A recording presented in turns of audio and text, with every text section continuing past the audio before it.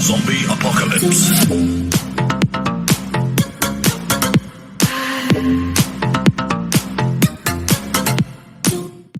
Alright, what is going on, you guys? Bastion Joe here, and I want to go ahead and make a video continuation, at least a little bit more from the Magus video I made a few days back.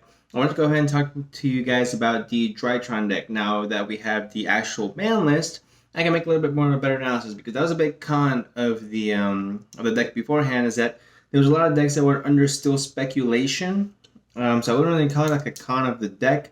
I would call it more of like bad timing. So that, cards like True King of All Calamities were like, iffy up in the air. I know Link Cross got hit, so that's a hit to the deck, but it's not really going to kill it. And of course the Crystron Needle Fiber, or Hulky Fibrax, however you want to call it, are all cards that were going to potentially be hit. So I didn't want to make this until I understood for sure. Now, even if we lose Link Cross, this really doesn't really hurt the deck too much. But we can go ahead and I can dive into the pros. So, so the very first pro I want to go ahead and talk to you guys about is, it's very glaring. Just looking at all these cards, first thing you gotta notice is just their raw attack power, right? So just going on raw strength itself. Oh, this one's banned as well. It's good. Going by just by a raw strength itself, considering all its one level monsters are all 2,000 attack and its rituals are 4,000. Right off the bat, they're gonna be a handful to freaking deal with, because Ultimate Conductor Tyranno is 3,500. Prank Kids Battle Butler is 3,000. Even Dragoons is 3,000 until it's able to go ahead and get the negate, and then it will boost up to 4,000. But that means that this can crash into it. So if you play your cards right, you can pretty much get over any single card in the current meta, which is a little bit scary, but it's good. I mean, the original threshold, I want to say, for what considers a really strong monster and like a monster you can pretty much get over, was 3,000 attack. Monster at 2,900, you can still, it sucks to deal with, but you're pretty sure you can make something that's bigger. Now, this is going to make the standard rise a little bit more, and the average attack, high attack power, rise a little bit more as well. So that's what I really like about it. The first thing about Drytrons is that naturally they're just very big monsters now. The good thing is that none of these can be normal summoned or set. They all have to be special summoned because of the effect of a Drytron card. Now, this is very easy to do with this deck.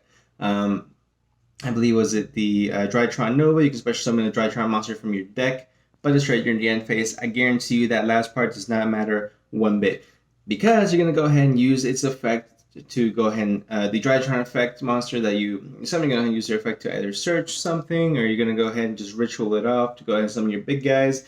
You can go ahead and it just has the opportunity to go ahead and special summon these big monsters without it really, by having a restriction, but it not really being a restriction. So that's a really strong pro for the deck, is that it's just very aggro heavy, with aggro heavy monsters with big attack points. So that's going to be the first pro, guys. Second one is, I believe this deck can play very well around multiple hand traps. That's something that's, of course, in the current format, where there's at least 15 individually different hand traps that you can go ahead and play. I think that's really important, right? So the ability to go ahead and play around cards like Ghost Ogre, Ash, you can play around all these cards, and it doesn't really affect the deck's consistency too much. I think that's amazing. So another card that really helps it be able to get around these hand traps is its ability to go ahead and play the Saravis. I hope I'm not butchering that. Saravis. It's a really good card. Basically, ritual, for those guys who haven't read it, when your opponent activates a card or effect that targets a monster you control, quick effect, you can discard this card and negate the activation. But it gets better. So when your opponent would special summon a monster, quick effect, you can return this card from return this card to the hand, negate the special summon, and if you do, banish that monster, which is amazing, right? It means you have two different ways to interrupt, both from the hand and from the field. So it's just really good card that this deck can definitely go ahead and incorporate and keep recycling. Like this deck uses the Light Fairy Ritual Engine extremely well, and that's the third. Like, actually, that's a pretty good segue. So that actually leads me on to the next really big pro, which is just the pure consistency of this deck. This deck can go ahead and play cards like the Ben 10 to go ahead and keep the consistency up. Cyber Angel Ben 10 played in pretty much every light ritual archetype. It was in Heralds, right? It's Heralds. The one that you can go ahead and continue that negates everything. The Preparation of Right is a broken card in itself for all ritual based decks. The Cyber Emergency is also just amazing because they're all light machine monsters, which is insane. This is a deck that doesn't really need hand traps, but having hand traps, of course, never hurts. So definitely, this is just really consistent. You have multiple search cards, multiple draw cards, multiple cards that go ahead and special summon from the deck. It's just nuts. This deck will continue to go ahead and search what it needs.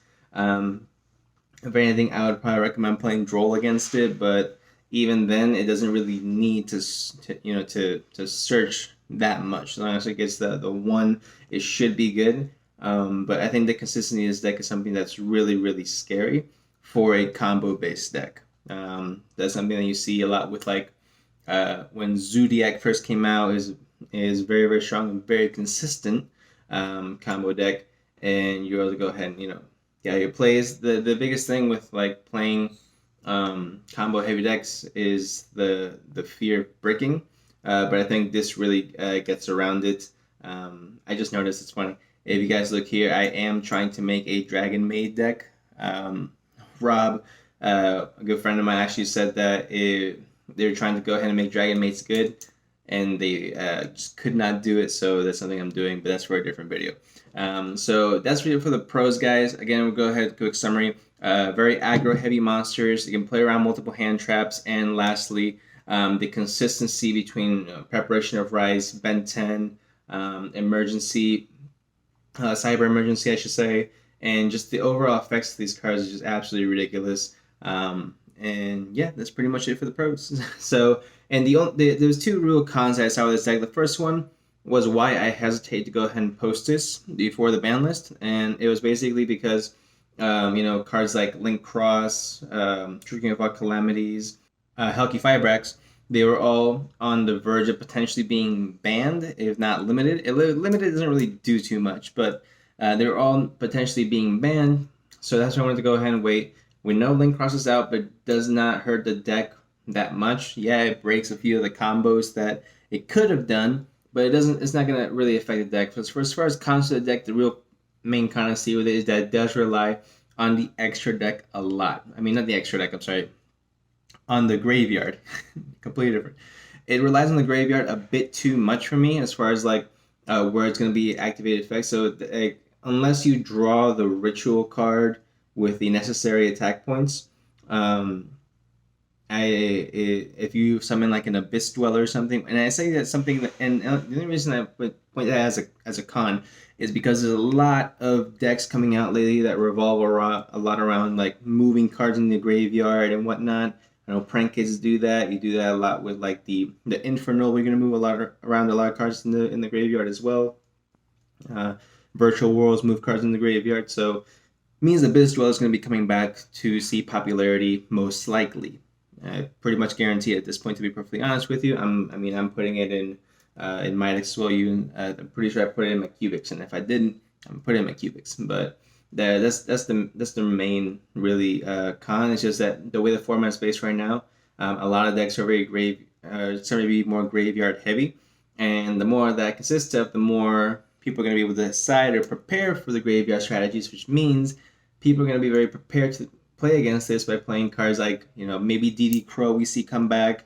Call by the Grave, unfortunately, stays at 1, but, people are starting to side-mate Call by the Grave a bit more. And, of course, we see Abyss Dweller a bit more.